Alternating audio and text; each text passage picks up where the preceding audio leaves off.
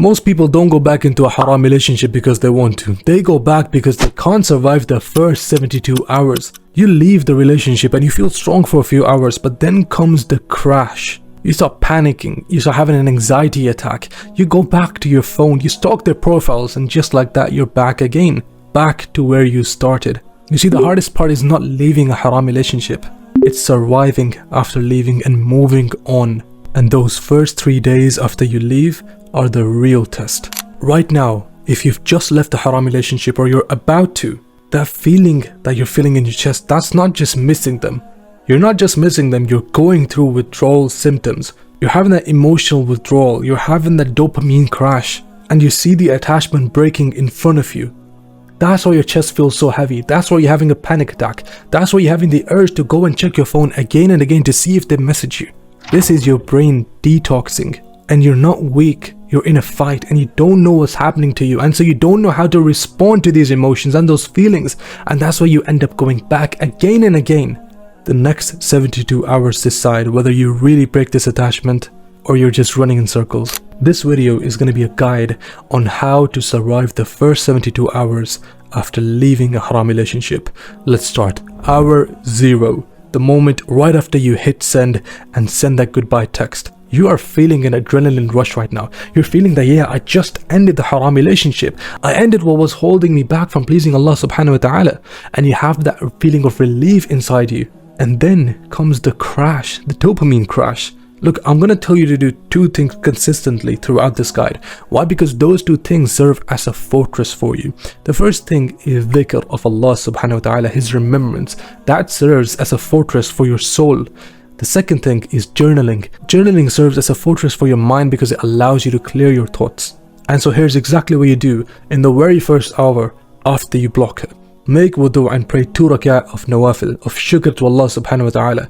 It is Allah who has enabled you to break free from this haram trap of the devil, of shaitan. The thing that was compromising your relationship with Allah subhanahu wa ta'ala, the thing that was keeping you stuck in haram and making you go deeper and deeper in haram, closer to zina, Allah musta'an. Allah has enabled you to break free from that. So be grateful to Him and show Him that you're grateful. That's the first thing. The second thing I want you to do is take a piece of paper, preferably a notebook. Take a pen, and that's going to be your journal. Write 1 line down. I did this for Allah. And write down 1 line.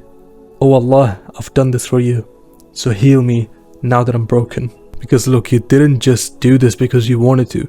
You did this for Allah, so act like it. And then don't touch your phone for the next hour.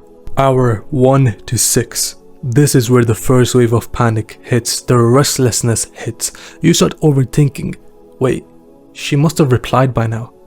What if I just unblock her and see what she said? I just want to see how she feels, because I don't want her thinking that I don't care. You have this feeling of anxiety, and no matter what you do, you can't really focus on it. If you try to pray, your mind goes back to her, and you physically feel restless. You start to feel this sort of like butterflies in your stomach, but not the good ones. This is anxiety, and you're having the urge to go back and message them one more time, see what they messaged. And so you must stay strict with what you do in these 6 hours. Here's what you do. You put your phone away. You give it to your sibling. You give it to your brother. You give your Instagram account to your friend. No matter what it takes, you do it so that you don't end up relapsing. You don't end up going back to her. And then you read the Quran. Even if it's short, even if it's like 10-15 minutes, read it. Even if you have to read it multiple times, go on, because Allah subhanahu wa ta'ala says, أَلَا بِذِكْرِ اللَّهِ تَطْمَئِنُّ الْقُلُوبِ.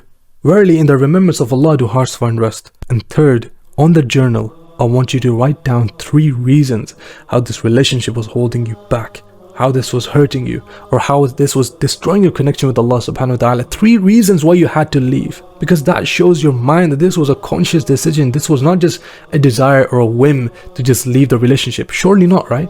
And so you can't trust the feelings that you have in this phase. In these 6 hours, you can't trust them because they will take you back to where you started. And that feeling of shame and guilt and regret starts all over again. The nighttime, the most dangerous phase. This is where most people go back. Why? Because this is the time when you used to talk with her, right? This was the time when you used to have those late night chats, those video calls, those voice notes, and now you're stuck with silence. Now you're stuck with nothing but your own thoughts which are going against you.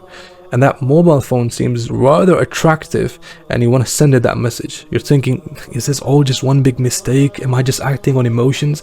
If I just send her that one message, everything will be okay again. I'll be back with her again. You see, that very same phone that you used to connect with her is the same phone that's keeping you stuck in this painful loop. This is where your emotions are going to be at your highest. And you also need to understand that Shaitan is looking for this opportunity of vulnerability.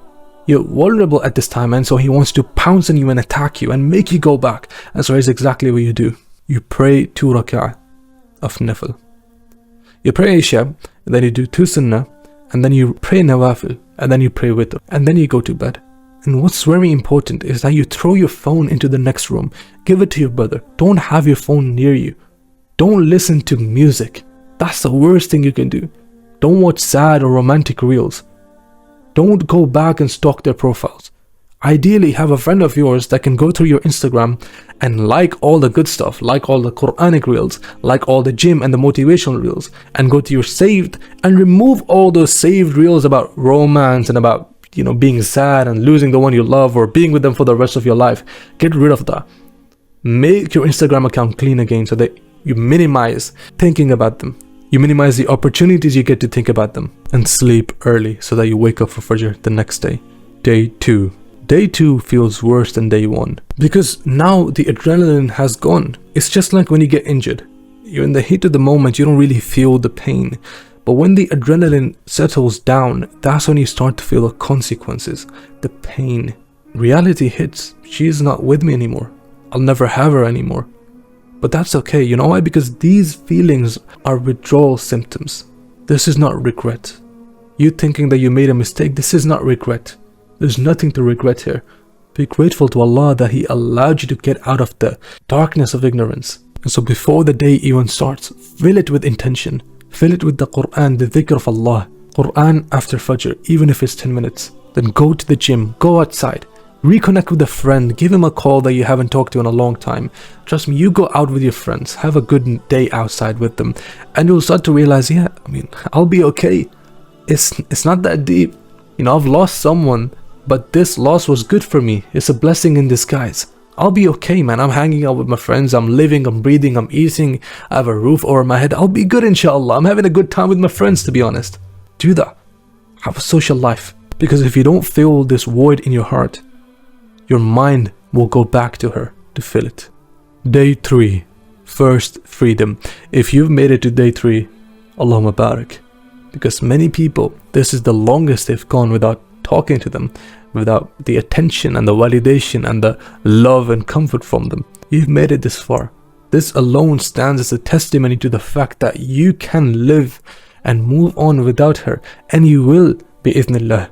The thoughts are still there, and they're going to be there for some time, no doubt about that. But you keep making dhikr to Allah subhanahu wa ta'ala. Allahumma ati nafsi taqwaha wa zakkiha anta khayru man zakkaha anta waliyuha wa mawlaha. I want you to memorize this. This is a dua from the sunnah to purify our mind of the thoughts that we have about them. The negative, the satanic thoughts. The thoughts that make us think about the haram times that we had and miss them. These thoughts, they now have less control over you. You feel free again, that you need to stay locked in. You can't relapse at this point. You've come this far, not to go back. This was all a conscious decision. It was months in the making. Keep journaling, keep talking about how you're feeling in the moment. And what were the things that were taken away from you? Your goals, your ambitions, your connection with Allah. Journal about it. And the more you do, the more you will realize that this is a good decision you've made. Look, what I just gave you is only a small part of the whole picture. This is only a small summary of the complete 72-hour protocol, the complete guide where I tell you hour by hour exactly what you need to do. And I also give you the emergency protocol for when the urges hit, because when they do, you need something and someone to seek support from. I also give you the exact du'as to say, memorize and repeat them again and again in this 72-hour period. And then later on when you're moving on as well. They will benefit you greatly, inshallah. And I've put it all together. I've put a complete guide on how to leave a haram relationship, a second guide on how to handle the first 72 hours, the third guide on how to efficiently move on so that you don't look back. All of that for free. The first link in the description is for you to sign up to the school community and watch those guides for free. I'm also doing one-to-one calls for brothers to help them with their personal situations. So go to the school community and sign up for that, inshallah. Survive the first 72 hours and you change your life. Don't leave just to go back again. Assalamu alaikum.